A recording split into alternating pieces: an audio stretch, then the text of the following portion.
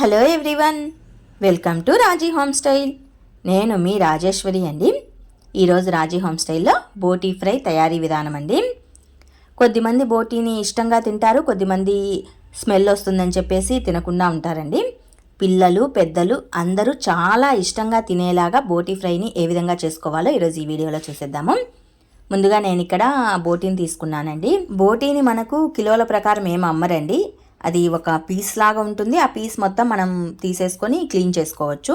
బోటీని ఏ విధంగా క్లీన్ చేసుకోవాలో నేను ఆల్రెడీ మునుపటి వీడియో చేశాను. ఆ వీడియో లింక్ డిస్క్రిప్షన్లో ఇస్తాను, చూసి క్లీన్ చేసుకోవచ్చండి. బోటీని బాగా క్లీన్ చేసుకుంటేనే అది స్మెల్ అనేది రాకుండా ఉంటుంది. నేనైతే బోటీని చక్కగా క్లీన్ చేసి ఇలా ఒక గిన్నెలోకి తీసుకున్నానండి. దాదాపు ఇది ఒక అరకిలో పైనే ఉంటుందన్నమాట, కిలోకి తక్కువగా ఉంటుంది.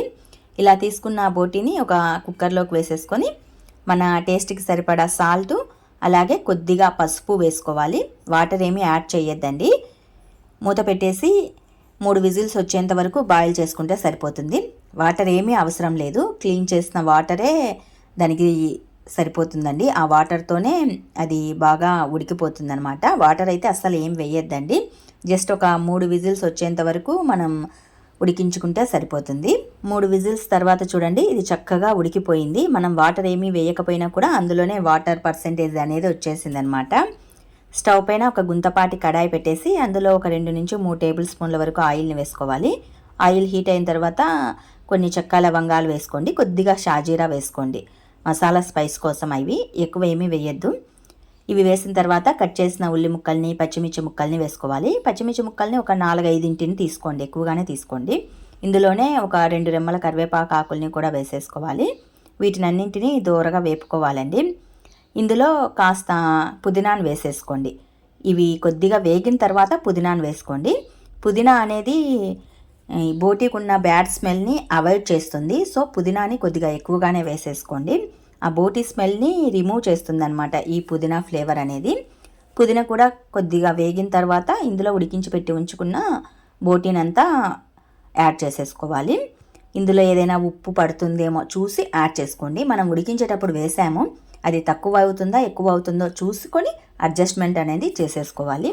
కొద్దిసేపటి తర్వాత చూడండి, చక్కగా ఈ విధంగా ఫ్రై అయిపోతుంది. స్టవ్ని మీడియం ఫ్లేమ్లో ఉంచేసుకొని ఇలా ఫ్రై చేసుకోవాలి.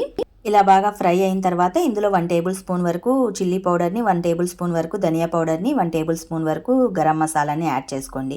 ఎక్కువ మసాలా అనేది ఏమీ యాడ్ చేయొద్దు. జస్ట్ చిల్లీ పౌడరు, ధనియా పౌడరు, గరం మసాలా ఈ 3ని యాడ్ చేసుకుంటే చాలండి.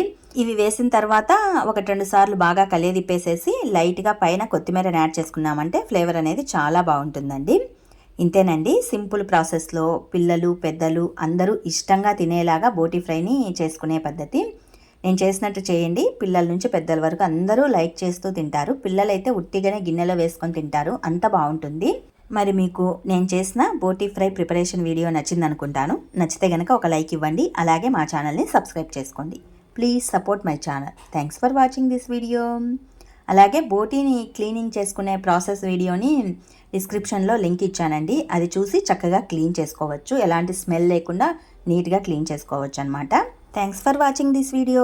Please once again subscribe my channel.